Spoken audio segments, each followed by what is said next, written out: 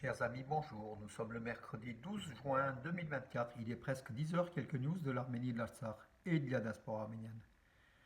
Alors, commençons.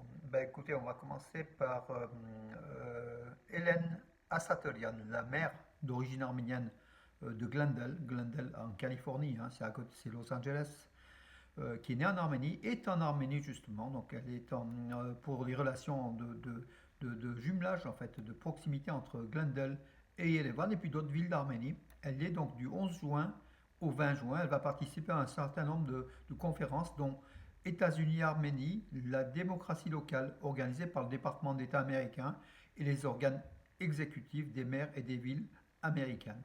Voilà donc une bonne chose. Donc, pour vous dire aussi qu'effectivement, le secrétaire d'État adjoint américain est à Yerevan depuis hier et il affirme que nous continuerons à travailler avec l'Arménie sur les questions de défense et de sécurité. Il a par contre fait aussi d'autres déclarations.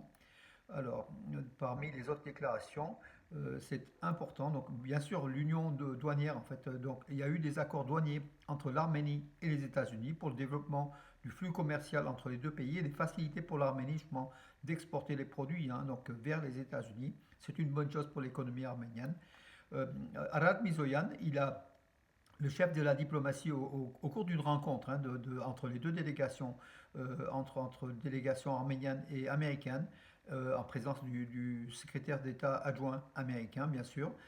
Il a affirmé que la réunion d'aujourd'hui donnera un nouvel élan au partenariat de développement entre l'Arménie et les États-Unis. Dedans, il y a tout, bien sûr, il y a l'économie, mais il y a aussi le côté militaire, il y a le côté donc, de défense, à tous les niveaux. Donc voilà, il a affirmé ça devant James O'Brien qui est le représentant justement, des États-Unis. En fait, c'est l'un des adjoints d'Anthony Blinken, chef de la diplomatie américaine.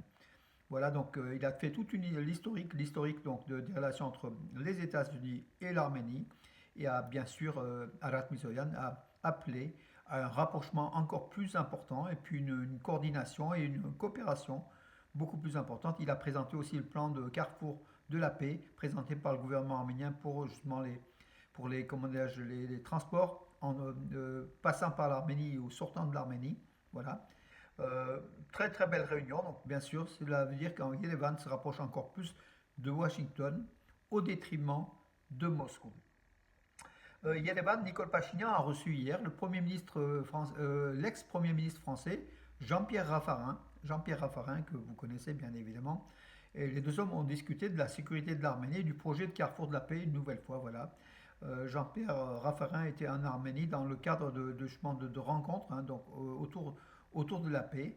Donc c'est l'université itinérante de la paix, donc voilà, qu'il préside, hein, d'ailleurs. Il est le Premier ministre arménien a souligné que cette université itinérante de la paix, lancée ces derniers jours à Yerevan à l'initiative donc de la France ou de l'Arménie, en fait. Je crois qu'en fait Jean-Pierre Raffarin est en Arménie. Je vais vous dire, oui, il est le président de l'organisation Leader pour la paix. Voilà, Jean-Pierre Raffarin, c'est dans ce cadre-là qu'il était en Arménie.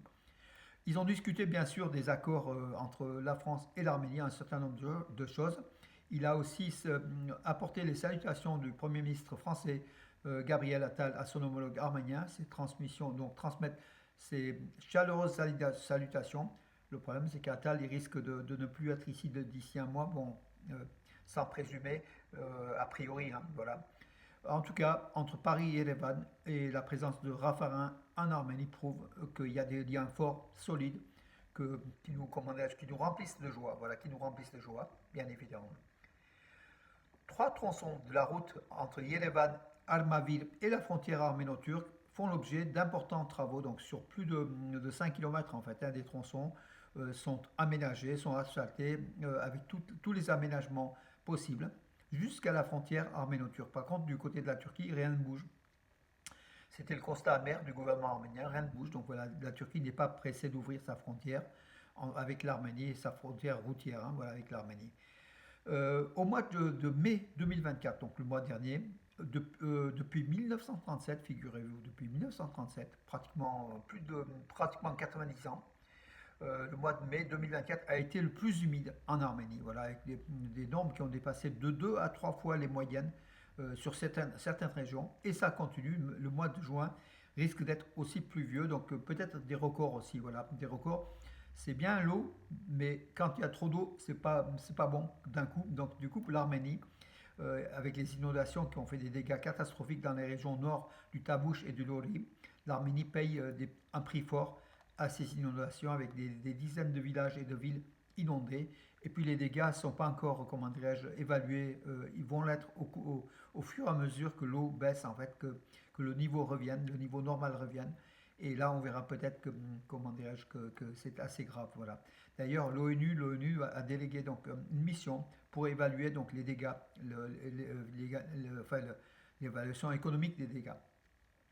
Exercice militaire conjoint aujourd'hui entre l'Iran et l'Azerbaïdjan. Voilà, ça prouve aussi que Bakou et Téhéran se rapprochent. Voilà. Même si Téhéran se méfie de Bakou, en tout cas, donc l'Iran trouve avec ses voisins quand même justement pour les exercices militaires conjoints, alors qu'il n'y en a pas eu avec les Arméniens. Ça prouve aussi peut-être que l'axe Aliyev et Bakou et Téhéran commence à se renforcer. Derrière, il y a bien sûr Ankara. Le président arménien, donc Vagan Ratchadourian, a visité la région de Lori, qui était frappée par les inondations, justement pour faire voir l'avancée des travaux en cours, et puis rencontrer les habitants, voir leurs problèmes. C'est une bonne chose, après le Premier ministre Nicole Pachinian, que le président arménien se rende en Arménie, même si son pouvoir il est comme plutôt symbolique, hein, voilà, tout simplement. Loukachenko, le dictateur de Minsk, de Biélorussie, il a qualifié de Chouchi occupé de paradis et affirme qu'ayant visité de nombreux coins de la planète, il n'a jamais vu un tel endroit nulle part. C'est ce qu'il a confié à la présidente de Meli Mejlis, en fait, du Parlement azéri. Bien sûr, et justement, Loukachenko se dit prêt, avec les entreprises biélorusses, à aider l'Azerbaïdjan à reconstruire, justement, à l'effort de construction de Chouchi et de l'Artsakh occupé. Voilà, donc aussi la position donc Loukachenko qui est proche du dictateur, enfin de Poutine, qui est proche d'Aliyev. Voilà le trio infernal qui est là, qui occupe aussi Chouchi, qui occupe l'Artsakh et qui continue à, comment dirais-je, à narguer l'Arménie, tout simplement. Alors, l'église Zoratz de Yeregis, qui date du XIVe siècle, qui est dans le sud de l'Arménie, dans la région de Vayotsor, est en cours de restauration. Voilà une belle chose, hein, voilà, donc l'Arménie restaure aussi les églises sur le territoire arménien, des églises qui ont besoin d'une restauration. Le chef d'état-major de l'armée arménienne, Edouard Asselian, a discuté avec son collègue le commandant des forces terrestres de France, française. Ça s'est passé en Allemagne et la coopération, donc le développement de la coopération militaire entre l'Arménie et la France se poursuit. L'Arménie a une demande, hein, des besoins comment dirais-je, de formation et puis des besoins technologiques. Voilà, et la France est là pour aider l'Arménie. Tout ça, ça se négocie et c'est une bonne chose. Voilà mes amis pour aujourd'hui. Alors quelques petites nouvelles, j'ai dit donc hier aussi, donc ce samedi, retenez bien ce samedi, au parc Jouvet à Valence, du côté de l'impasse de la Comète, hein, de la rue de la Comète, du côté, donc quand vous descendez les escaliers du côté gauche, au fond, dans une salle, hein, en fait, dans une salle, donc, et puis l'Arménie sera présente avec l'association Idjeval dans la fête du jumelage. C'est une première, hein, fête du jumelage à Valence, voilà, avec des danses folkloriques arméniennes à partir de 15 heures. Donc ça commence à partir de 11 heures du matin, ça se terminera jusqu'à 20 heures, mais à 15 heures, c'est le summum. Venez nombreux pour assister à une troupe de danse. L'entrée est gratuite, bien sûr, hein. Voilà, une troupe de danse arménienne de l'association France Ashtarak Arménie de Bourg-les-Valence, voilà, qui va danser. Et puis l'église évangélique arménienne de Valence fêtera son centième anniversaire ce dimanche 16 juin à la fête et puis donc à Saint-Marcel-les-Valence. Vous aurez toutes les informations sur mes pages Facebook ou sur le site de l'église évangélique arménienne. Ça se passe au traiteur gourmand à partir de 15 heures à Saint-Marcel-les-Valence. Et puis cette église évangélique arménienne fêtera aussi la fête de la musique, hein, à partir de 18 heures le 21 juin, le vendredi 21 juin. Enfin, c'est de 14 heures à 21h30, mais à partir de 18 heures. Donc beaucoup de musique, beaucoup de musique. En plus, venez nombreux puisque le thé, le café, les gâteaux sont offerts par cette église. très généreuse, et avec le chemin de notre ami, le pasteur Agop Bougikan, qui dynamique, cette église est dynamique tout simplement, avec voilà, dans une ambiance franco-arménienne. Donc ça se passera juste à côté de l'église en fait, hein. Donc c'est le Square Comidas, Comidas qui est un espace justement où il y aura donc musique, danse, voilà. Et puis pour les enfants, baby foot et compagnie, des jeux pour s'occuper, voilà. Et à partir de 18h, le vendredi 21 juin, fête de la musique à Valence. Donc l'église évangélique arménienne vous offre le café, c'était le titre de l'affiche, à l'occasion de la fête de la musique, en tout cas, dans une ambiance chaleureuse, familiale, amicale, voilà, venez si vous pouvez. Voilà, et puis le 16 juin à 17h aussi à Montélier, à la salle Giono, Jean Giono, à Montélier, près de Chaboeil. C'est la troupe de danse, en fait, oui, c'est l'école de danse et de musique folklorique de France Ashtalag Arménie qui va faire son gala annuel, hein, voilà, avec enfin, voilà, des danses arméniennes, des chants, de la musique.